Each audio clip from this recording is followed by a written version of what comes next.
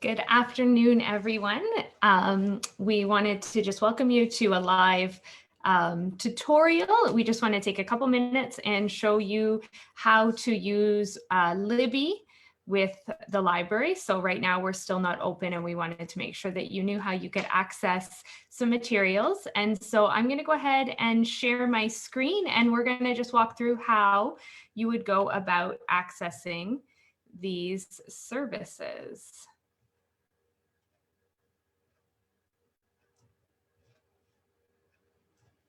Just give me 1 second. We're still learning some of this technology along with everybody else. And so I just need to switch over my screen here. Okay. Sorry about that. So in order to access Libby, you're going to have a couple options. The one I'm going to show you right now is to access it through the library website. But if you have a device, a smartphone, tablet, anything like that, you can also download the app. It'll be a similar process for getting it set up, but then everything will just be streamlined right into that app as opposed to needing to go to a website. So the easiest thing for you to do to access our Libby is to go to the Manitowoc Public Library site. So you should see that here on your screen, manitowoc.olsn.ca. And on that screen, you will see a tab that says e-resources. This is the same place that you're going to access any of the e-resources that we offer at the library. But right now we're going to focus just on Libby. We will have opportunities to do some others for some of our other e-resources down the road if that's something people are looking for. So you're just going to go ahead and click on the symbol. It's going to bring you right to the Libby website. And this is really basic. It's going to be for somebody who's never signed in, never used their library card to access this before. If you've already been a little bit further on the process, we will do another session about Libby that goes into a few more of the details, but this is just very basic just to get you started. So the first question it's going to ask you is, do you have a library card? And if you don't have a library card, you want to make sure that you get in contact with us and we will get that set up for you so that you can get started. But assuming right now that you have one, you're going to select yes. If you're just setting this up and you use Libby already, but maybe you've got a different computer, you want to use a computer versus your phone, that sort of thing, you can just copy it from the other device. Just click on that and follow the instructions. Most people are going to be starting from this look up your library. And so you can search for your library. So you'll click there. I already searched earlier today, so you can already see the answer. But just in this box, you're going to type in the Manitowoc Public Library, and you're going to see our information come up. You will also see this Ontario Library Service Consortium.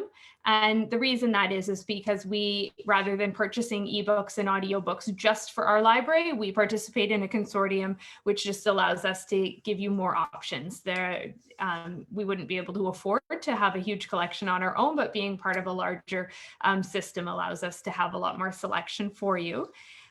So that's the one that you're going to use, and you're going to head and click that.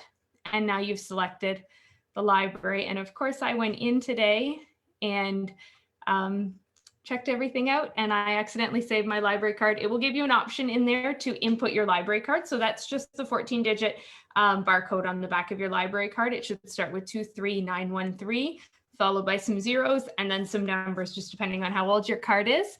If you have a library account and don't have your library card, you can't find it, sometimes those things just aren't handy, let us know, because we do have access to that information.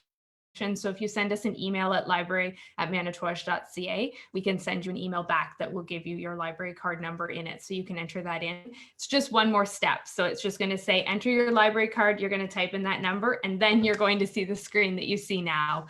And then from there, you are all set up. So you can do lots of different things.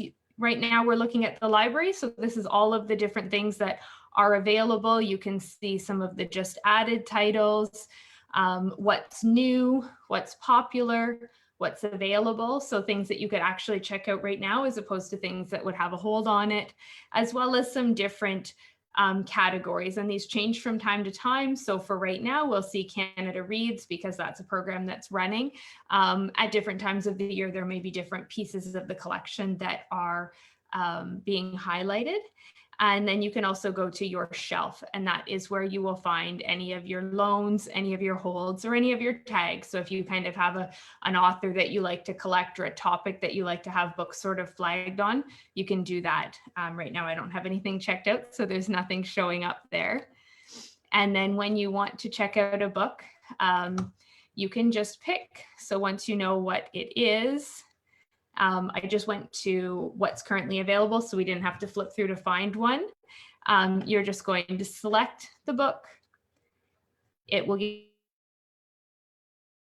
the information just so you can decide if it's the book that you want to get. And then it's as simple as just selecting borrow and borrow. And then that will be on your device. And you can then go ahead and open the book. And you are all set to read. This one that I showed you as the example is an ebook. Audiobooks work the exact same way, and then you would just use your device to play through that audiobook. And you'll just go ahead, if you're reading, you'll be turning the pages just like this. There's some details that you can change, font sizes and those sorts of things. And again, we'll go into some of those more technical details in another session. But right now, we just wanted to make sure that you were going to have access to the material that we have here. So again, you can go to the library and you can have up to 10 books that you have checked out at any time. And you can also have 10 books on your holds list.